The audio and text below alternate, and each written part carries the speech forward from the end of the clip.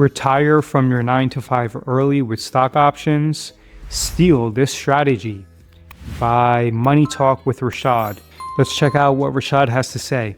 What's up, traders? What's up, traders? Today I'm going to show you an option strategy that I used in order to retire in my 30s. Now, if you're new to the channel, my name is Rashad. I am a full-time options trader, and I bring in multiple six figures a year from the stock market, and I use the money I make from the stock market in order to pay for my entire lifestyle. I would say the probability of that is pretty close to 0% in my opinion. I think that the majority of his money comes from his community, and maybe he's not a profitable trader, but I could be wrong. That's just my opinion. I built wealth over time. Now, options have been a huge blessing to me throughout the last 5 years, because besides it becoming my full-time income, it has allowed me the ability to do what I want, when I want, with who I want, for how long I want. So options have been a complete game changer for me. And you know, up to recently, that was my definition of wealth. I thought the ability to do what I want, when I want, with who I want, for how long I want, was my definition of wealth, until recently the Lord told me, no, definition of wealth is the ability. You see, these people, what they do is they bring in and they invoke God, or in Felix Pren's case, they'll bring in some animals.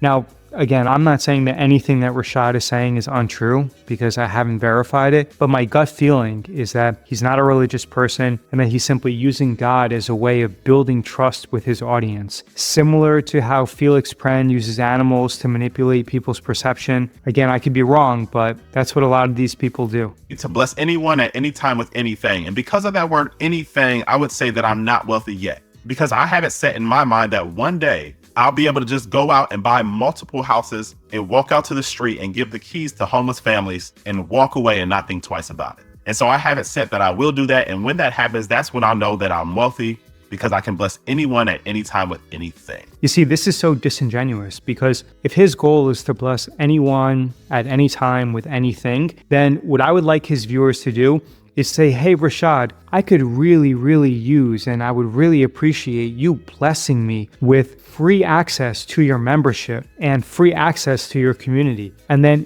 see what he responds with. My gut feeling is that he'll reject every single person who asks for free access to his community. But he just said that he's not rich because he can't bless anyone at any time with anything, right? But with something that he can provide for free, where the marginal cost is zero, I'm pretty confident that if his viewers emailed him and asked him to bless them with free access to his community, he would not do that. So if you're watching this, please email Rashad and then see what he says. And if he doesn't respond, or if he does respond and if he rejects you, or if he responds and he actually accepts you and provides you with free access, then either way, email me back and let me know what he says, because I want to make a follow-up video. Because in my opinion, Rashad is full of shit. I want to be like how Oprah did it. You get a car, you get a car, you get a car. No, you get a house, you get a house, you get a house. But options are how I'm building my wealth currently. And I believe that options will be how I'm able to do what I just described. And you know, options really saved me in a sense. So for anybody who is not familiar with my story, I worked at a job making $10 an hour for several years, and I saved up very aggressively, so much so to the point that I was able to open up my first restaurant with the savings. Hey, there's nothing wrong with working hard. Respect. Seriously. People think that it's low class or that it's low status in order to work hard to make a living.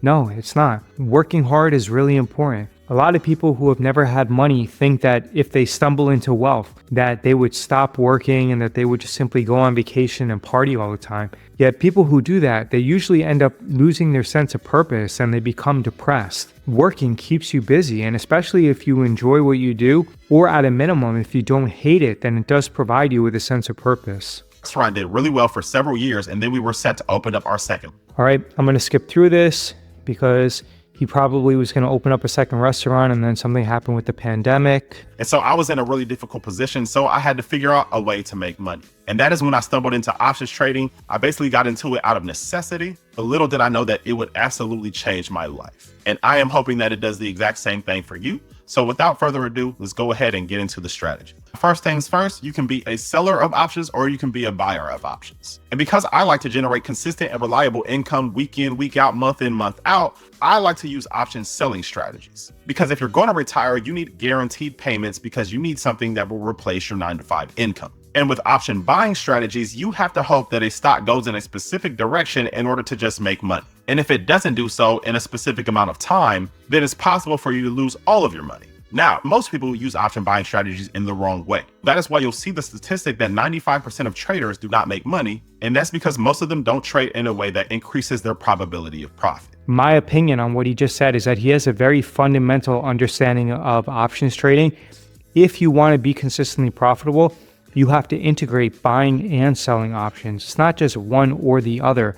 You need to use both, because when you sell options, not only are you going to be taxed at the highest marginal rate on that quote unquote income, but also if you're selling put options during a volatility expansion event, you're probably going to end up blowing up your account if you use margin. And if you're not using margin, then when you sell put options, you're going to be using so much available buying power that during a bull market, you're going to dramatically underperform the market. Then if you're assigned and you run the wheel strategy, you're also going to dramatically underperform the market because the call options that you sell are going to eliminate your upside potential and leave you with downside risk. Or if you use something like a poor man's covered call, then there's a situation where if the underlying stock goes up too rapidly, then your short deltas will overwhelm your long deltas, and you can actually lose money if the underlying increases in price. So for him to say that he likes selling options, it tells me that he has a very fundamental understanding of options trading. And I believe that if I actually subpoenaed his trading statements, it would show that he underperformed the market or potentially that he was an unprofitable trader. I like the guaranteed forms of income every week and every month. And option selling strategies will have you looking like these little fellas over here. And option buying strategies may have you looking like this little fella over here. Yeah, so basically what he's saying is that option sellers are smart and option buyers are dummies. And in my opinion, that's a very amateur way of looking at things. And I really don't think that this guy is even profitable. All right.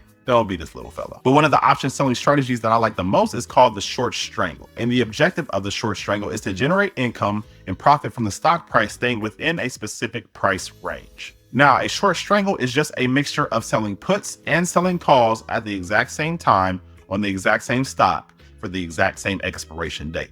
Now, if we break down both sides, we know that selling puts is an agreement to buy shares typically at a lower.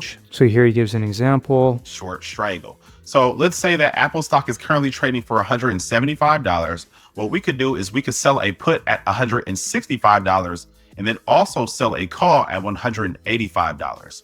And for this, we'll use an expiration that is about 30 days out. And for doing so, we'll receive 4. And then what happens when your short call ends up getting challenged? Because in a lot of situations, especially when something's only $10 away and you have 30 days to expiration, your call side is going to end up getting challenged. And he probably say something like, oh, it's no problem. We would just end up rolling the trade and we can roll up the call strike. But if that call becomes very deep in the money, then there are some times when you can't easily roll that short call up. So basically you're left with a position that's not really earning you much money and the stock is going up and you're stuck in the position while it's using up a lot of buying power. In most situations, especially in a bull market, if your main strategy is only to sell options, you're probably way better off just simply buying and holding the underlying security and doing nothing. $100 in pre-close shares of the stock. And for those individuals, they could use ETFs such as SPY or QQQ. Now, SPY is essentially a basket of the top 500 largest companies by market cap in the entire United States. Okay.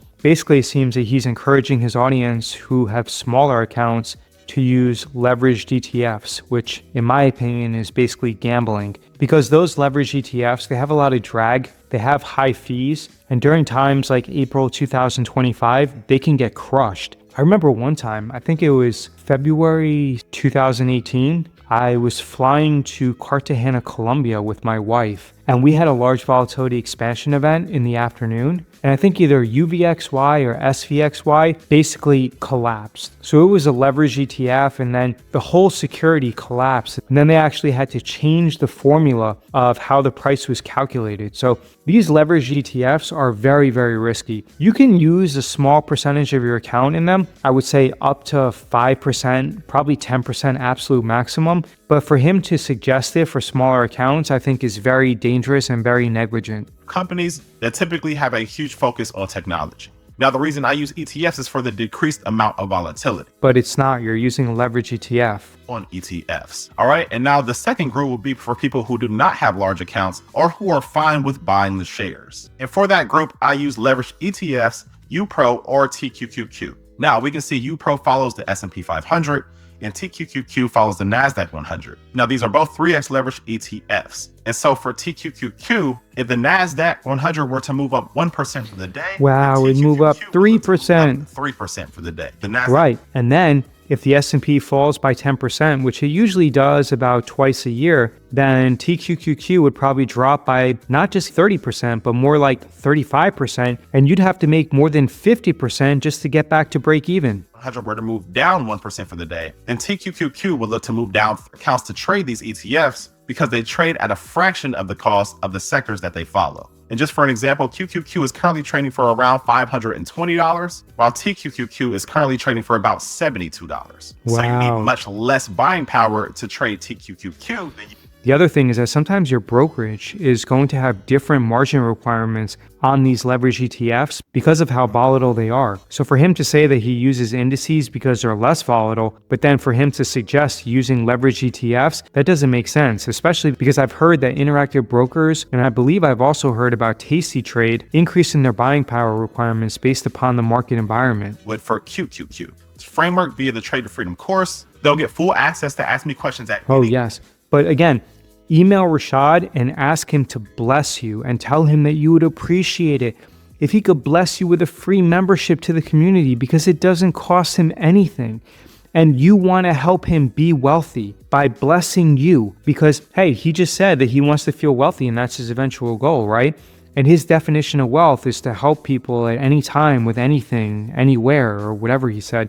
So email him and ask him to bless you with a membership and then email me and let me know what he says. And lastly, they'll be within a community of options chain for QQQ. And the first thing we need to do is select our expiration date. And I typically go anywhere up to 45 days out. But let's say for this instance, we want to make sure to focus on monthly income. We want to generate that consistent and reliable monthly income since we are either retired or looking to retire off of options. So let's go somewhere around 30 days out. Let's do this date that is 27 days out. So now we've selected our expiration date. And the next thing I want to do is look at a few data points. Now, the first thing I want to look at is the expected move.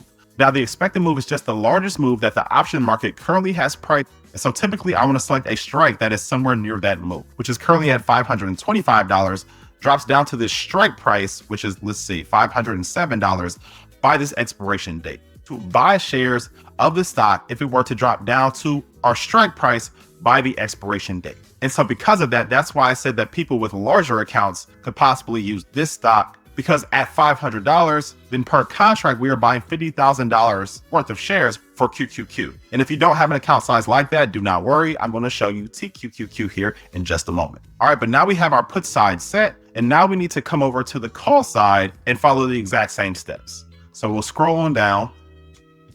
So again, I'm over here, I'm looking for deltas of 0.20 or lower. And if we recall, our expected move was $24. And so the strike of $550 would fit both of those criteria pretty perfectly. So I'll go ahead and select the bid price here and it will add it to my ticket. And so we can see here, we are selling a put at $500 and we are selling a call at $550. And for doing so, we are receiving about $548 per contract. So I think QQQ on June 30th was trading at about 551. So the call side was actually in the money. Now, it wasn't tremendously in the money. It was only in the money by about $1, but still, you would have been way better off had you simply purchased the shares and held on to it, as opposed to selling this strangle, which could potentially get you into trouble and it would actually underperform the market. We'll just keep it to one contract, but let's now discuss how we exit the trade. Now, typically it goes in our favor, and I'll typically exit either side individually once they reach anywhere between 50 to 80% profit. And that's what happens most of the time. However, what if the trade goes against us? Well, first, let's talk about the put side. And so remember, I had this separated into two different categories of people who are okay with buying the shares and people who are not. Now, assuming you're okay with buying the shares, then I am absolutely fine if the stock price drops below my put strike because I'm absolutely 100% okay with buying the share. If you're not using a margin account, you're not going to make much money by selling options at all because the buying power reduction for selling even one strangle is basically going to use up all of your buying power and you're barely going to make any money. You'd be way better off just simply buying and holding the shares.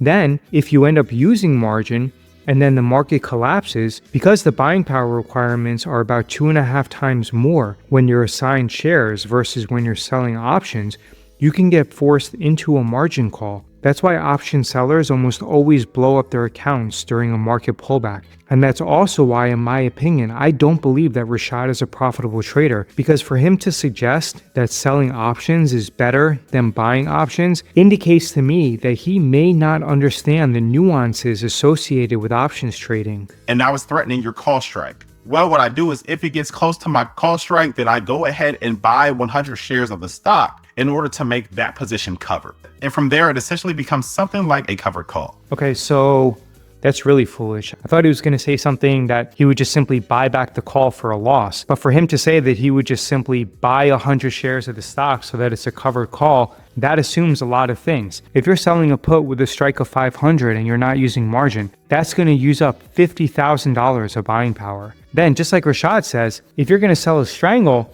and you have to keep a lot of available buying power just in case your call side gets challenged, then you're basically going to need an account that's over $100,000 in order to earn what, $500 a month? And if you didn't manage the trade, this call side actually expired in the money because on June 30th, QQQ was trading at around 551. But let's give him the benefit of the doubt. Let's say that you had an account with $100,000 and you were even able to make $500 a month. That is $6,000 a year. That's 6% return. Why aren't you just simply buying an index fund and holding onto it and doing nothing? This strategy dramatically underperforms, and in my opinion, I don't believe Rashad outperforms the basic index. You're not losing any money. You're just agreeing to sell those shares that you already have at the strike price you select. Now, right, okay.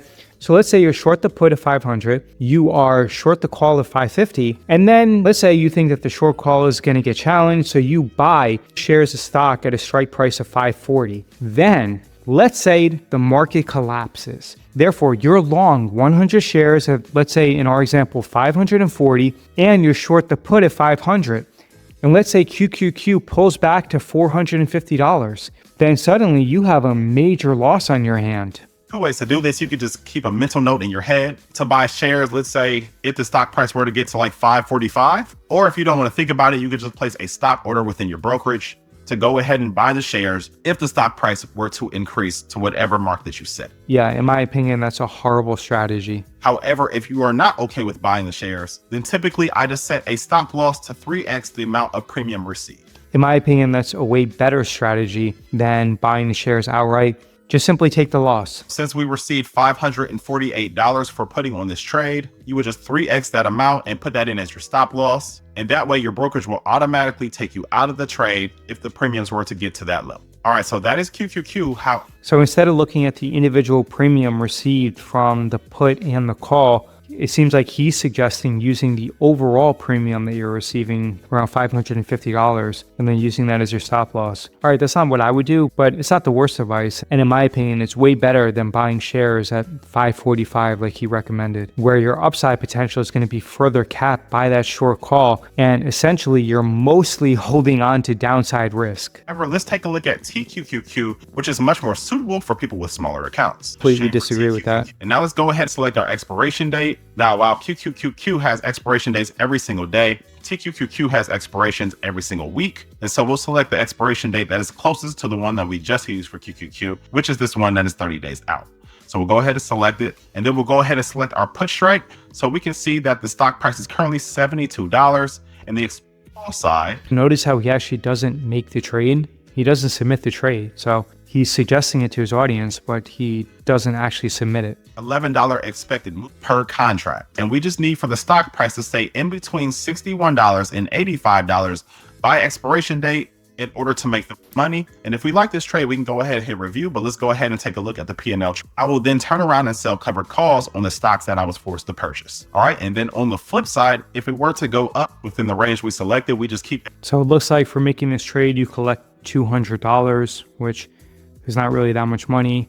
Again, you'd be better off just simply buying the shares and doing nothing, because in a bull market, when you sell options, your maximum profit is going to be the premium that you received, and you're unable to participate in the directional move. has blessed you and that you learned a ton of information. Yeah, so I would definitely recommend that people email Rashad and ask him to bless them with free access to his membership, because in my opinion, this is not a good strategy, and I don't believe that Rashad outperforms the market, but I could be wrong. Leave a comment below and let me know your thoughts and your opinions. And if you like this video, then watch the video that's popping up on your screen right now, because YouTube believes that you would enjoy it the most.